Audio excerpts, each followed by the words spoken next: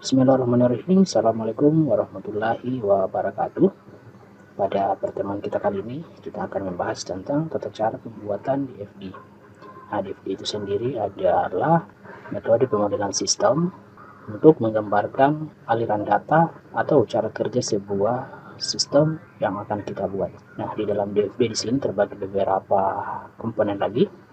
Di antaranya ada level 0. Nah, level 0 ini juga biasa disebut dengan diagram konteks. Oke, sebelum kita lanjut, kita akan membahas dulu tentang model perancangan sistem. Nah, di dalam sebuah perancangan sistem, kita membutuhkan yang disebut dengan model perancangan sistem. Di dalam model perancangan sistem ini, kita bisa menggunakan dua model. Yang pertama, kita bisa menggunakan data flow diagram atau biasa disingkat dengan DFD. Di dalam DFD di sini ada beberapa komponen lagi. Yang pertama ada DFD level 0 atau biasa juga disebut dengan diagram konteks. Kemudian ada juga level 1 dan level 2, dan yang terakhir adalah IRD. Yang kedua, kita bisa menggunakan UML atau Unified Modeling Language. Di dalam pemodelan UML itu terdiri dari use case diagram, kemudian ada kelas diagram, activity diagram, dan sequence diagram. Nah, keseluruhan ini akan kita bahas nantinya. Kemudian, apa sih perbedaan antara DFD dan UML? Nah, UML itu sendiri adalah pemodelan yang digunakan untuk menggambarkan sistem perangkat lunak secara keseluruhan, termasuk fungsionalitasnya seperti apa dan struktur sistemnya. Nah, sedangkan jika kita menggunakan pemodelan menggunakan DFD itu hanya fokus pada aliran data dalam suatu sistem saja. DFD juga lebih fokus kepada bagaimana menggambarkan proses bisnis dan aliran data. Nah, itulah perbedaan antara DFD dan UML. Selanjutnya, kita akan masuk di proses pembuatan DFD untuk level 0 atau diagram konteks. Untuk membuat DFD level 0 atau diagram konteks, kita bisa mengunjungi situs app.diagrams.net. Situs ini akan memudahkan kita dalam mendesain pemodelan menggunakan DFD dan tentunya secara online ya. Nah, di sini kita akan langsung membuat project DFD level 0-nya atau diagram konteksnya. Nah, di bagian tab menu di sini kita scroll ke bawah dulu. Kita cari data flow diagram ya. Jika tidak tampil, kita bisa pilih tanda plus di sini dan kita cari di sini data flow diagram. Nah, di sini sudah saya centang sebelumnya. Jika belum tercentang seperti ini, teman-teman bisa langsung centang untuk menampilkan ikon-ikon data flow diagramnya. Kemudian kita bisa pilih terapkan. Nah, di sini kita bisa minimize dulu yang lainnya. Kita hanya tampilkan data flow diagramnya saja. DFD level 0 atau diagram konteks adalah diagram yang menggambarkan aliran data secara umum, di mana gambaran secara umumnya di sini tidak menampilkan data store atau database-nya. Jadi hanya gambaran aliran data secara umumnya saja. Oke, di sini kita akan mencoba membuat DFD level 0 untuk aplikasi SIAKAD ya, atau sistem informasi akademik. Nah, ini kita bisa pilih data proses yang ini saja. Nah, kita bisa perbesar ya. Nah, di sini kita akan langsung mengisikan apa nama sistemnya atau apa nama aplikasinya. Nah, di sini kita akan masukkan sistem informasi akademik ya. Jadi ceritanya kita akan membuat DFD SIAKAD ya. Oke, kita perbesar di sini lagi. Untuk sistem informasi akademik tentunya ada yang menggunakan. Nah, yang menggunakannya di sini disebut dengan entitas. Entitas di sini bisa berupa person ya atau orang yang menggunakan sistem itu, bisa juga organisasi maupun sebuah kelompok ya. Nah, untuk sistem informasi akademik yang menggunakan tentunya mahasiswa, dosen, dan pastinya admin sendiri. Nah, di sini kita akan masukkan ketiga entitas itu. Nah, untuk menggunakan entitas, di sini kita menggunakan simbol ini ya, entity. Ya. Nah, di sini yang pertama kita masukkan mahasiswa ya. Nah, ini kita copy lagi. Kedua, admin. Ketiga, dosen. Nah, apa sih perbedaan antara DFD level 0, level 1, dan level 2? Jadi, DFD level 0 itu hanya menggambarkan secara umumnya saja. Jika kita ingin menjelaskan lebih terperinci atau lebih detail lagi, kita bisa menggunakan DFD level 1. Nah, untuk DFD level 1, masing-masing entitas itu dijelaskan aktivitas yang dilakukan.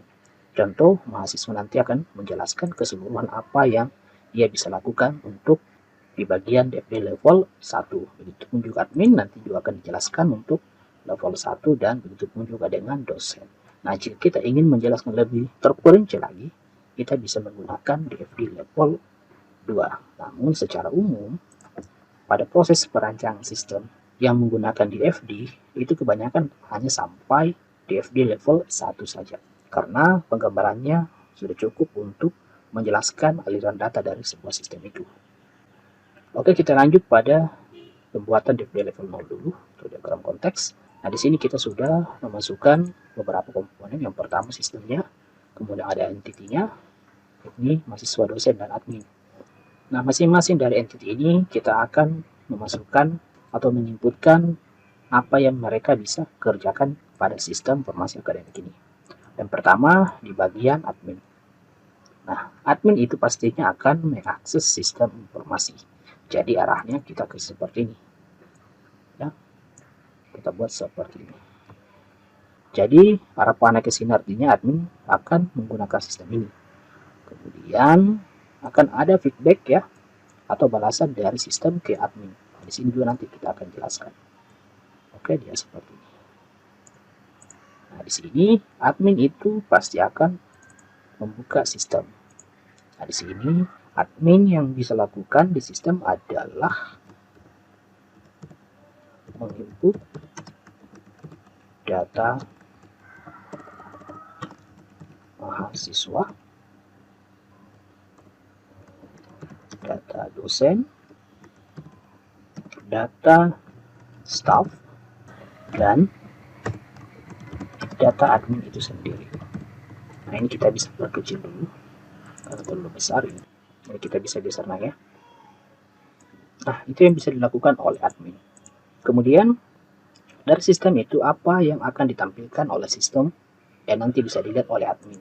Nah, ini kita bisa gambarkan lagi sini. Lalu arah panah kedua. Kita tinggal klik 2 kali. Yang pertama, dia akan menampilkan laporan data mahasiswa, data dosen,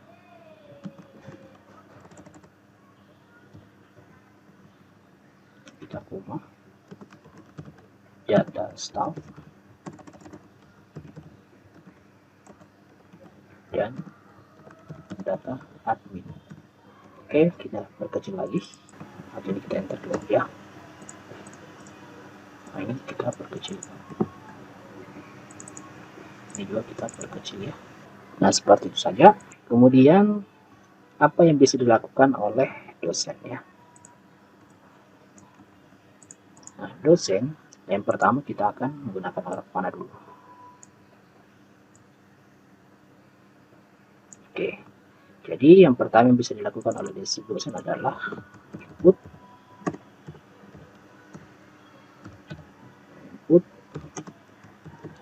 nilai ya dari mahasiswa, kemudian data dosen sendiri kita perkecil. Nah, seperti itu. Oke, sebelum kita lanjut, kita coba save projectnya dulu biar tersimpan. Kita pilih berkas lalu simpan sebagai. Di sini kita kasihkan nama projectnya adalah DFD level 0 silakan. Di sini di bagian dimana kita pilih bagian piranti, kita coba simpan. Kemudian kita simpan di sini di dalam folder yang kita sudah siapkan. Kita kasihkan nama DFD silakan level 0 ya. Oke, kita save saja. Nah, di sini sudah tersave ya. Nah, selanjutnya dari sistem informasi akademik ini akan menampilkan output ke dosen yakni yang akan ditampilkan adalah pertama laporan nilai mahasiswa, kemudian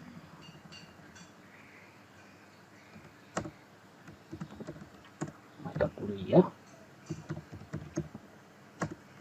dan data dosennya. Jadi dari sistem informasi akademik nanti akan memberikan informasi kepada dosen terkait nilai mahasiswa, seperti nilainya berapa, kemudian nama mata kuliahnya dan data dosen itu sendiri ya. Nah, dosen menginputkan nilai dari sistem informasi akademik, nanti akan menampilkan laporan seperti nilai mahasiswa, mata kuliah, dan data dosen itu sendiri. Kemudian kita akan ke bagian entity mahasiswa. Kemudian di bagian mahasiswa ada proses input data ke sistem dan ada proses output yang akan ditampilkan ke mahasiswa dari sistem itu. Jadi harapannya seperti ini ya. Jadi harapannya dua, yang pertama ada bagian input data. Jadi di sini akan menjelaskan apa yang bisa dilakukan mahasiswa terkait sistem yang akan dibuat, dan dari sini ada output, yakni apa yang bisa ditampilkan oleh sistem kepada mahasiswa. Oke, di bagian inputan dulu dari mahasiswa ke sistem, yang bisa dilakukan adalah menginput data mahasiswa ya. Kemudian mahasiswa juga bisa memilih mata kuliah. Jadi itu yang bisa dilakukan oleh mahasiswa terkait sistem yang akan dibuat ya. Kemudian yang bisa ditampilkan dari sistem ke mahasiswa itu adalah menampilkan nilai mahasiswa, kemudian data mahasiswa, kemudian ada status pembayaran. Nah, ini kita perkecil dulu.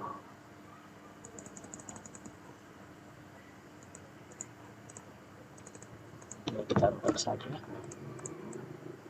Nah, jadi seperti ini yang bisa ditampilkan dari sistem informasi akademik ke mahasiswa. Ke mahasiswa adalah nilai mahasiswa, kemudian ada data pribadi mahasiswa, dan juga bisa tampilkan data status pembayaran. Nah, jadi seperti ini gambaran aliran data untuk DFD level 0. Nah, di sini kita tinggal tambahkan judulnya. Level 0 silakan. Ini kita ukurannya kita perbesar. Nah, seperti itu. Jadi DFD level 0 ini juga biasa disebut dengan diagram konteks ya. Ini kita bisa simpan ke dalam bentuk JPEG atau PNG ya. Kita tinggal pilih berkas, lalu kita tinggal ekspor ya. Nah, di sini ada pilihannya, kita bisa pilih JPEG atau PNG. Nah, di sini saya pilih JPEG saja. Kemudian ekspor ya. Nah, di sini pastikan pilih bagian piranti. Nanti dia akan tersimpan di bagian download. Nah, ini dia. Ini dia diagram konteks dari sistem informasi akademik silakan. Silakan teman-teman praktikkan di rumah ya. Oke, saya akhiri dengan ucapan Assalamualaikum warahmatullahi wabarakatuh.